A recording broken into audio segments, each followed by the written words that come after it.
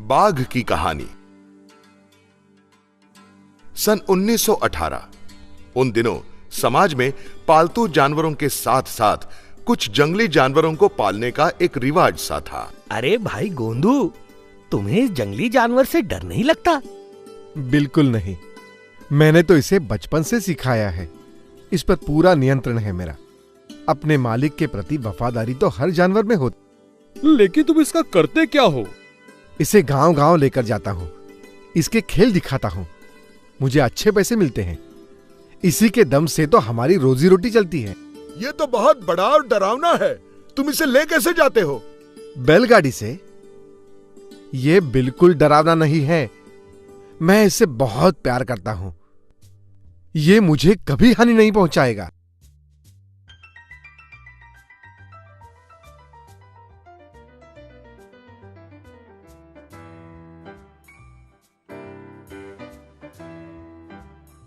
इसी तरह कई साल गुजर गए।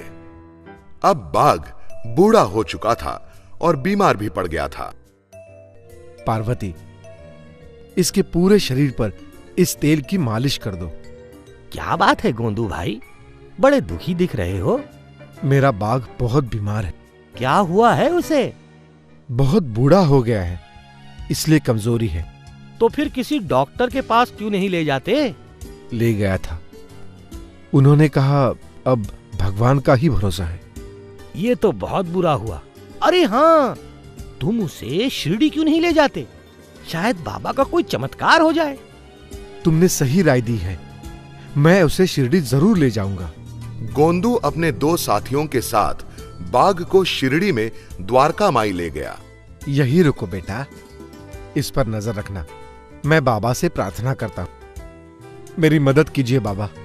मेरा बाघ बीमारी से पीड़ित है। इसकी पीड़ा हर लीजिए बाबा। उस बाघ को मेरे सामने ले आओ। जैसे ही बाघ बाबा के सामने आया, उनकी ओर देखकर उसने जोर से एक दहाड़ लगाई। बाघ बाबा के सामने बैठ गया और अपना सिर उनके सामने झुकाकर उनके प्रति आदर जताने के लिए उसने अपनी पूंछ 3 बार जमीन पर पटकी।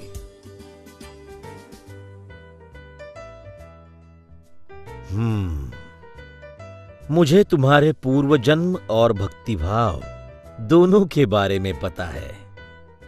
शायद अब जो होना है उससे गोंदू के मन को ठेस पहुंचेगी। सुनो बेटा, तुमने इस बाघ का बहुत अच्छी तरह से ख्याल रखा है, खूब सेवा की है इसकी।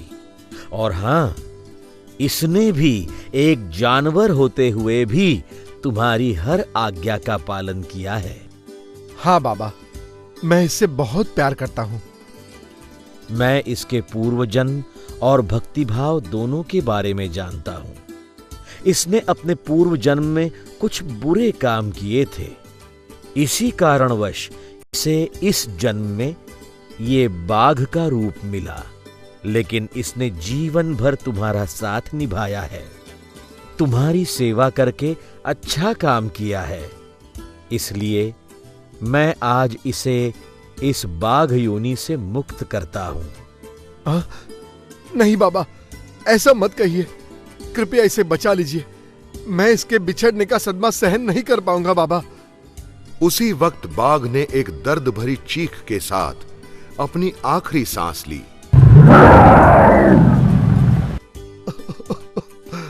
ओ मेरे मित्र, मुझे क्षमा कर देना। मैं तुम्हारे लिए कुछ नहीं कर सका। अब रोने से कोई फायदा नहीं बेटा। हमें अपने भक्त और सेवक के प्रति आदर दिखाना चाहिए। जाओ, यहां पास ही में भगवान शिव का मंदिर है। इसे ले जाकर वहां दफन कर दो। और हां, दुखी मत होना। नहीं बाबा, ये तो बड़ा भाग्यशाली है। इसे तो आपके चरणों में मुक्ति मिली है। इसका जीवन सार्थक हो गया। इसे जरूर कोई उच्च योनि में पुनर्जन्म मिलेगा। इस घटना के 7 दिन पश्चात ही श्री साईं बाबा ने भी अपनी अंतिम सांस लेकर हम सबसे विदा ले ली। अभिप्राय: बुरे कर्म से आने वाले जन्म में कोई भी रूप मिल सकता है। जो कर्म आज करेंगे उसका फल हमें अगले जन्म में मिलता है। इसलिए हमारा कर्म हमेशा अच्छा ही होना चाहिए।